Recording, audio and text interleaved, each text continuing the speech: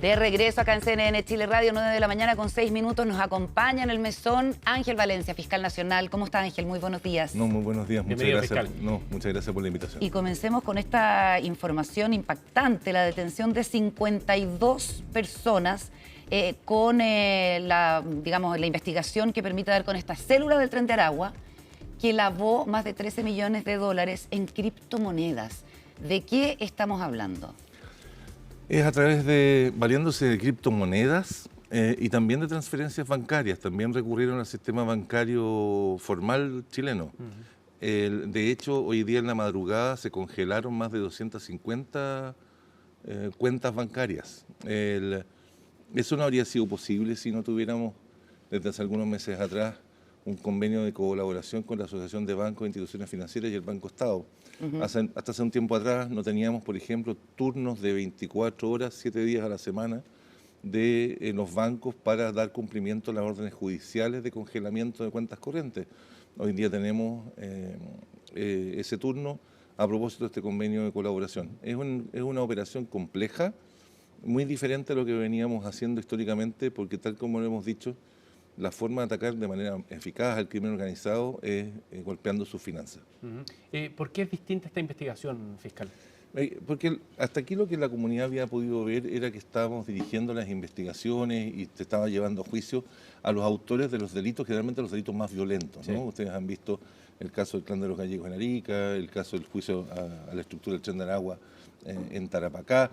Ustedes han visto cómo se ha estado desbaratando la banda que estuvo asociada con el crimen del Teniente Ojeda, es decir, también en los lagos. Hay una serie de operaciones que apuntan a quienes cometen los delitos más violentos, diciendo que uno podría ser la operación. El punto es que todas estas organizaciones criminales, como estas redes delictuales, más que crearse con el propósito de cometer homicidios, los homicidios son medios para cometer otro tipo de actividades que son las que le generan lucro, ¿no? Sí. Claro. Están realizando estas actividades para ganar plata. Lógico. Perdón que lo diga de esa manera. Es una empresa. Es una empresa y la violencia es un medio para asegurar sus fines, ¿okay? Pero al final del día lo que le interesa es ganar dinero. Claro. Entonces lo que estábamos en la etapa previa era, claro, dirigiéndonos contra los que cometen los delitos más graves, pero el crimen organizado se les articula no solo buscando a quienes cometen estos delitos, sino que principalmente atacando sus finanzas. ¿Qué tan importante es este golpe? Mire, ¿y cuál es el perfil de los detenidos, más o menos? Si es que no cometen delitos como secuestro extorsivo, homicidio, que es lo que vemos habitualmente. El perfil es completamente distinto a lo que normalmente vemos. Se trata de una operación en el día de hoy que abarcó diligencias con la PDI en 7 regiones del país, pero que estuvo dirigida por 3 fiscalías regionales distintas, coordinadas por la Unidad de Crimen Organizado de la Fiscalía Nacional. Estuvo dirigida por las fiscalías regionales de Tarapacá, de Valparaíso y de Los Lagos, ¿no? Que trabajaron con la PDI y con esta coordinación de la Unidad de Crimen Organizado de la Fiscalía Nacional. ¿Y se llama Tren del Mar esta célula? No, es la estructura financiera del Tren de Aragua. Ya. Es la forma como las actividades del Tren de Aragua sacaba el tren los venezolanos, sacaba el dinero que se generaba por la actividad delictual en Chile hacia el extranjero. Lo hacían a través de estas criptomonedas. Lo hacía a través de estas actividades. Y eso lo realizaban a través de criptomonedas. Hoy día se han incautado una gran cantidad de billeteras digitales, también se han incautado criptomonedas, algunas billeteras frías, otras son criptomonedas, pero también se han congelado, por eso resaltaba, cuentas corrientes bancarias de bancos chilenos que se empleaban, que eran abiertas por esta red de sujetos para transferir dinero hacia el extranjero. ¿Cómo podían tener cuentas en los bancos? Bueno, porque son personas que obedecen a un perfil distinto. Por ejemplo, si bien es cierto, la mayor parte son extranjeros. Por ejemplo, hoy día en la mañana ya el recuento era de 52 detenidos. ¿Ya? ¿Cuántos son chilenos? Son 7 ya son chilenos. 7 chilenos. Y hay 45 extranjeros. ¿Y hay un contador entre los chilenos? Dentro de esas personas está detenida, por ejemplo, un contador. Chileno. Que es de nacionalidad chilena. Estas personas ya no todos son irregulares. Claro. La mayor parte de las personas que son extranjeras tienen una situación migratoria regular, porque es lo que te permite acceder al sistema bancario. Y pueden demostrar que tienen ingresos, o sea, tienen una situación más estable en el país. Claro, pero son personas que desde el punto de vista de la actividad criminal son igualmente peligrosas para la seguridad pública.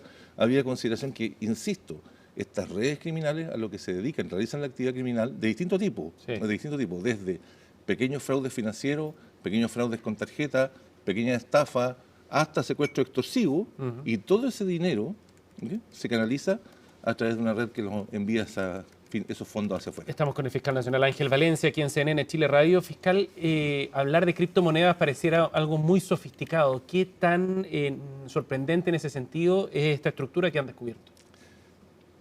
Hoy día, lamentablemente, no es sorprendente. Hoy día es lo que esperamos encontrar. Ya. Lo que esperamos encontrar son billeteras frías, lo que esperamos encontrar son criptomonedas, porque más y más, al menos así lo muestra la experiencia internacional y también es lo que nos está pasando en Chile, no solo se recurre al sistema bancario formal, sino que para los movimientos de dineros que tienen origen ilícito, se recurre a estas transacciones electrónicas, particularmente criptomonedas, para sacarlas del país. Pero, por ejemplo, o para o custodiarlas o almacenarlas. ¿Pero lo habían visto un esquema similar replicado en bandas chilenas, por ejemplo? ¿O a esta envergadura? No, para dimensionar en el fondo lo que significó. Sí, esta operación, una operación de esta envergadura, con este propósito que atendiera específicamente a la estructura financiera, no tenía precedente. Sin precedente. Y la plata se fue para afuera, los 13 millones de dólares. De los que hasta aquí se ha pesquisado, ese es Ya. el recuento inicial. No sabemos lo que vamos a encontrar, insisto, en estas billeteras frías, no sabemos lo que vamos a poder congelar hoy día en las cuentas corrientes bancarias. Correcto. En la mañana se interrumpieron, digamos, se suspendieron. Ajá. Pero de momento lo que había salido hacia el extranjero superaba los 13 millones de dólares. ¿Y se sabe el en un destino? periodo de 2 años. 2 años. ¿El destino de esa plata? Distintos países. Distintos Países países. de la región, incluso algunos países fuera de la región, pero principalmente países dentro de la región. Fiscal, Porque sí. la estructura era abrir, porque hacia afuera, digamos, era abrir cuentas corrientes en el sistema financiero chileno y valerse del sistema de cajeros automáticos o de otros sistemas de transacciones que esas cuentas proveen a sus clientes para poder sacar el dinero, por ejemplo, en Colombia. Claro. Fiscal, estamos con el fiscal nacional Ángel Disculpe, Valencia. y la Sí, diga. importancia de aquello, de nuevo, perdonen la majadería, pero aquí uno trata de insistir. Sí, está De bien. nuevo, esto resalta la importancia de la cooperación internacional con otras fiscalías y con otras policías. Correcto. Porque, claro, este es dinero que se fue. Sí, para poder recuperarlo o poder ir en su búsqueda, inevitablemente necesitamos la cooperación de las fiscalías y de las policías de los países de ¿Dónde, por ejemplo? donde fueron. Por ejemplo, de la Fiscalía Colombiana. Tenemos un equipo conjunto de investigación con la Fiscalía de Colombia, que celebramos, que firmamos en el marco de la Convención de Palermo, precisamente para investigar las finanzas internacionales del Chandaragua. Este procedimiento no se desarrolla en el marco de eso, pero no cabe duda que este procedimiento va a entregar Ayuda. información útil para ese equipo conjunto de ¿Y usted es investigación. optimista de que con la colaboración de los países de la región se pueda desmantelar de una buena vez el Tren de Aragua o eventualmente la situación política en Venezuela favorece la actividad criminal? Bueno, por supuesto que la situación política en Venezuela favorece la actividad criminal de esas redes y de esa organización. Había consideración de que la democracia o la estabilidad democrática es el mejor camino para poder desmantelarla, y uno conoce la situación actual en Venezuela. Sin embargo, nosotros no hemos interrumpido la cooperación con la Fiscalía de Venezuela, aunque a usted le resulte paradojal. Con ese serio? convenio que se Salvo el firmó. caso, no, nosotros no formamos parte de ese convenio. Eso era con la No, PDI. pero es, ¿no? sí, Como ese- salve, ese- ¿te acuerdas? sí, esa es otra cosa. Pero aunque le suene paradojal, la Fiscalía de Venezuela forma parte de la Asociación Iberoamericana de Ministerios Públicos. En el marco de esa asociación, la Fiscalía de Venezuela firmó un convenio y periódicamente estamos intercambiando algún tipo de información, por ejemplo, respecto a personas detenidas, respecto a algunas personas fallecidas, pero es insuficiente. No alcanza para poder desbaratar organizaciones de ese tipo, para poder atacarlas de manera eficaz. Es necesario no solo contar con equipos conjuntos de investigación como los que estamos teniendo con Colombia, sino que lo que hemos propuesto es poder tener una estrategia conjunta, y esas estrategias conjuntas son estrategias de Estado. Claro. No alcanza el vínculo que podemos tener con la Fiscalía. Fiscal, mencionó usted a la Fiscalía de Tarapacá, que ayer tuvo protagonismo por la detención de 6 suboficiales del Ejército de un regimiento allá en Iquique por participar de una banda de narcotráfico. La fiscal Trinidad Steinhardt dio algunos antecedentes. Esto parte de una investigación del propio Ejército de los movimientos que consideraron sospechosos y les dio la razón los hechos. ¿Qué tan usted diría enquistado o instalado está el narcotráfico en instituciones como el Ejército?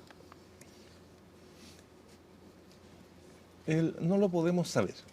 Al final del día, nadie podría afirmar en todo caso de que esta es una situación difundida, masiva, me explico, al interior del Ejército.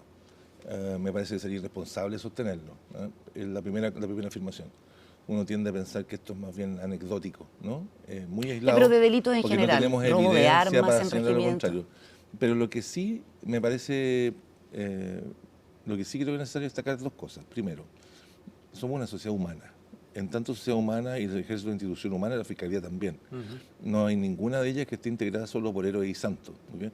Lo sospechoso es cuando no encontramos nunca nada. Eso a mí me parece más sospechoso. ¿Okay? Y segundo, cuando encontramos este tipo de situaciones, en la medida que no son masivas, es muy importante la forma como reaccionamos también, ¿no? Y la forma como las reprimimos y las perseguimos. Es decir, si optamos por taparlas y esconderlas o optamos por perseguirlas con severidad y con transparencia. Me parece que, en consecuencia, si bien nunca es una buena noticia encontrar una red de esta naturaleza, y que las instituciones reaccionen apropiadamente, es lamentablemente dentro de ese contexto negativo, ¿okay? La menos mala de la Y noticias también hay un posibles. vínculo con el Tren de Aragua, perdona, Seba. No tengo antecedentes en ese sentido, de que eso ocurra. Y sería entonces una célula... Hasta donde tengo entendido, lo que me ha transmitido la fiscal Steiner es una operación que no tiene relación con el tren. Ajá. o Ahora, sea, una organización chilena. Hasta donde tengo entendido es así. ¿es el primer caso, en todo caso, de esta envergadura de narcotráfico dentro del ejército? Yo no recuerdo otro. Ajá. Pero yo no diría que es dentro del ejército porque significaría institucionalizar, me explico, la actividad. Acá, de hecho, no son ni siquiera funcionarios del ejército en funciones, ¿no? Recurriendo a su actividad Claro. militar, valiéndose de su actividad militar para cometer este delito, sino que lo estaban haciendo de manera paralela, digamos, fuera. Sí. No, yo me entre refería comillas, que fuera a su horario, carácter de digamos. suboficiales me refería. Sí. Sí. Que dentro de todo no deja de ser importante saber que esto es una actividad paralela, que nos estaban valiendo nosotros de sus funciones militares para poder cometerlo.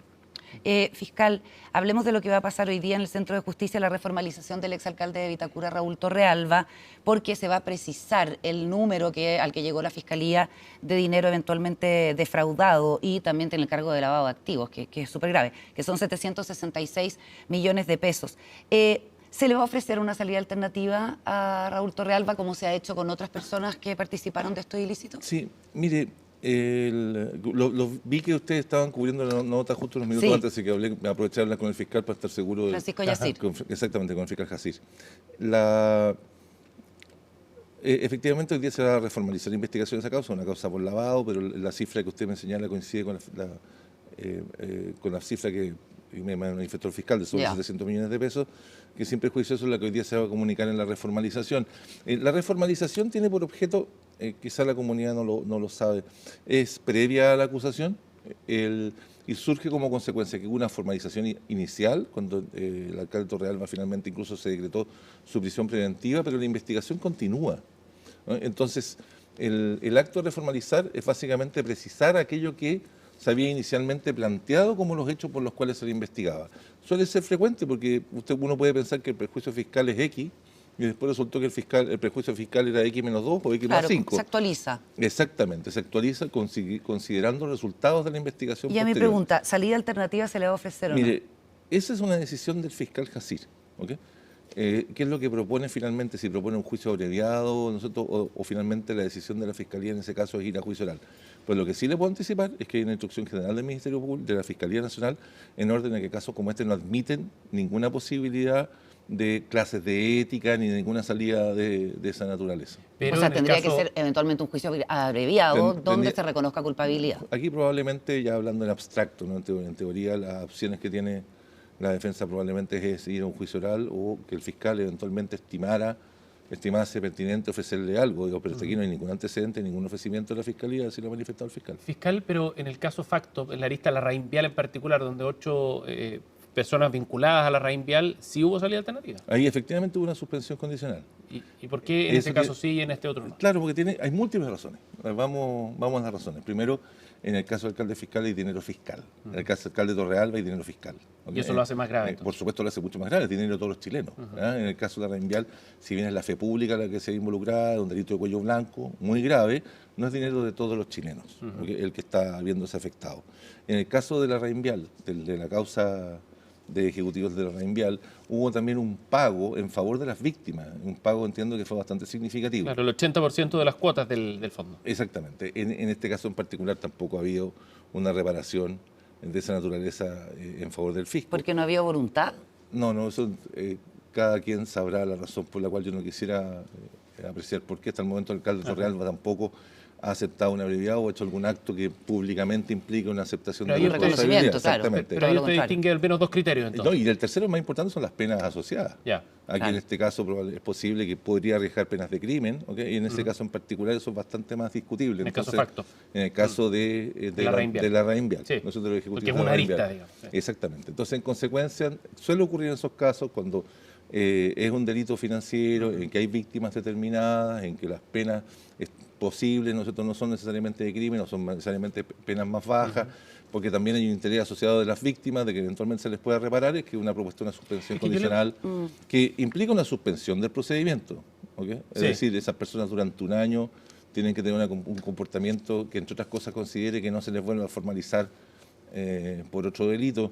Suele privilegiarse cuando se trata de personas, además, que no tienen condenas previas. Es que le preguntaba por esos antecedentes y los criterios en particular para determinar si hay salida alternativa o no, porque usted hace poco decía también que había sido quizás un error pensar que la confianza se construía sobre la idea de ocultar las cosas, ¿no? ¿De qué manera se traduce eso en el actuar de la Fiscalía Bueno, o las decisiones que va tomando la La Fiscalía? primera cosa es que nosotros tenemos un sistema de justicia penal en que las audiencias son públicas. O sea, esto lo estamos hablando por la prensa y los fiscales cuando hagan su propuesta de suspensión lo van a hacer en una audiencia pública en la que cualquier persona puede ir, incluidos los medios de prensa, ¿no? Sí. El contenido de ese acuerdo va a ser también público en una resolución que el tribunal va a decretar públicamente. Si hay alguna posibilidad de revocación, una audiencia para discutir la revocación, esa audiencia también va a ser pública. La audiencia en la cual se formularon cargos contra estas personas, o se formalizó investigación en su contra, también fue pública. ¿Ok? Yo creo que eso es cumple de manera bastante apropiada la necesidad de transparencia de un sistema de justicia. Tenemos que seguir, hay otros temas que tenemos que hablar, pero sobre Torrealba, hemos visto a la alcaldesa, a la exalcaldesa Katy Barriga bien complicada con el tema de la prisión preventiva entrando y saliendo. Raúl Torrealba también cumplió prisión preventiva, entiendo, como 8 meses más o menos. Pero a ver, ¿cómo lo va a hacer la Fiscalía para que no cunda la idea de que aquí ha habido privilegios para el alcalde Torrealba? Que se extendió mucho la primera fase de la investigación hasta pedir su prisión preventiva. Han pasado 4 años para llegar a esta etapa del inicio del juicio oral, si es que se concreta. Sí, mire, primero son delitos que son complejos. ¿Ok? No son delitos que se resuelven en 6 meses o en 60 días. Porque de partida, imagínense, un delito cometido en el interior de una municipalidad. Normalmente este tipo de ilícitos se cometen realizando acciones para tratar de encubrirlos o disimularlos. Es necesario revisar cuentas corrientes bancarias, normalmente no solo una.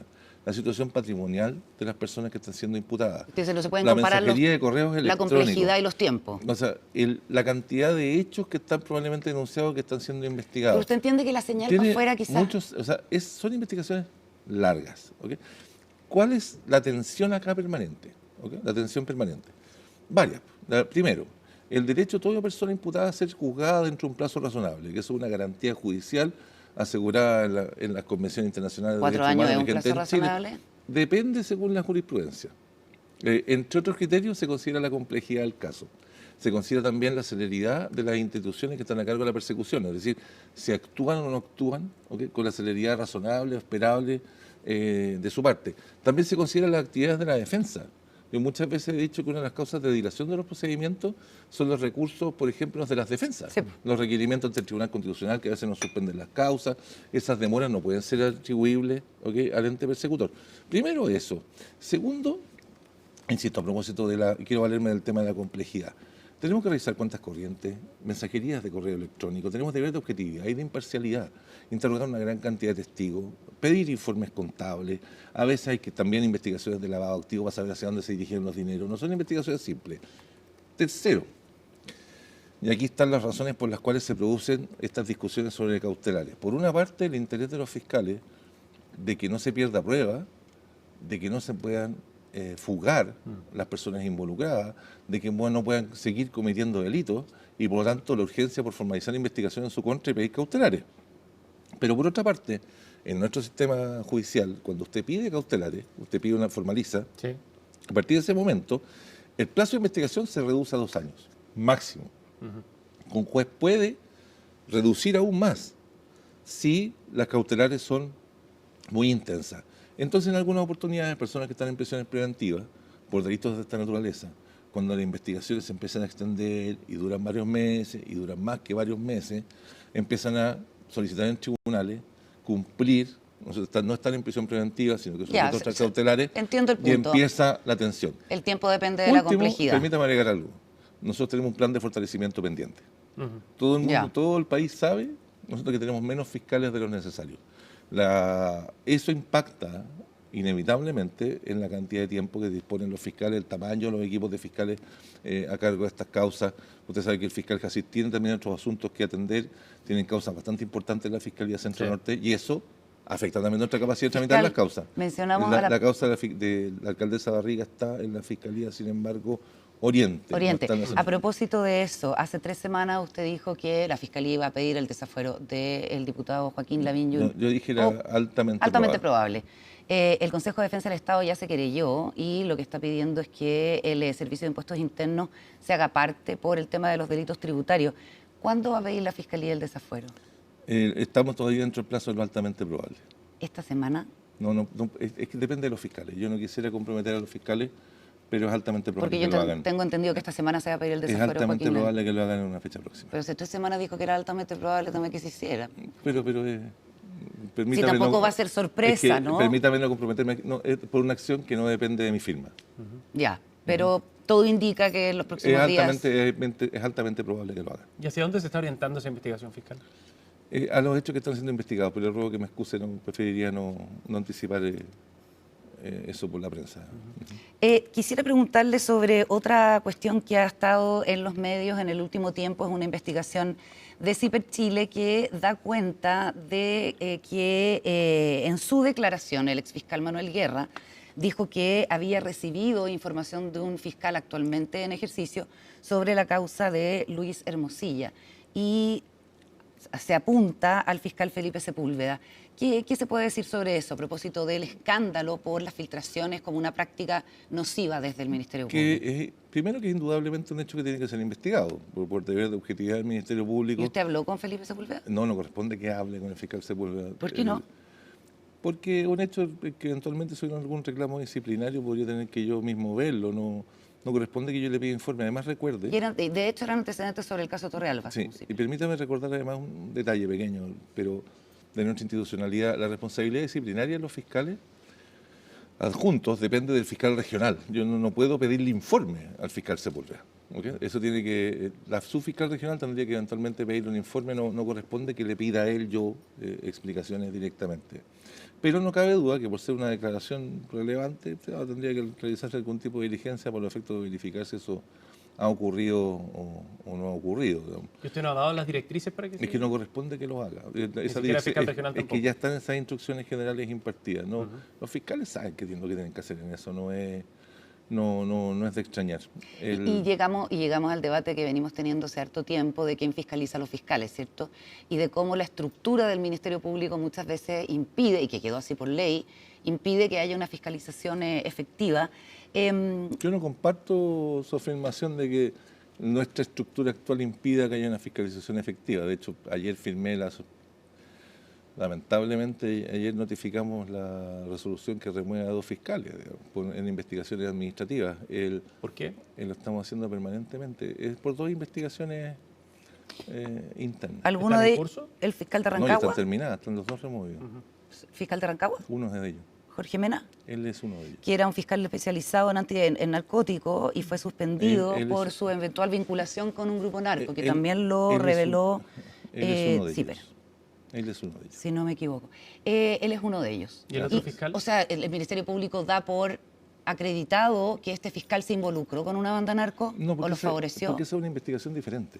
Porque recuerde que hay una investigación penal y una investigación administrativa. ¿Y en lo administrativo qué Y la resolvió el investigación Ministerio? administrativa tiene que ver con sus deberes disciplinarios, con el cumplimiento de sus deberes funcionarios en la tramitación de las causas que se encuentran a su cargo, que es una cosa completamente distinta fue de laxo? aquella que... Mire, eso está contenido dentro de la resolución, pero efectivamente el fiscal del día de ayer firmé la resolución que lo remueve. ¿Y quién es el otro fiscal?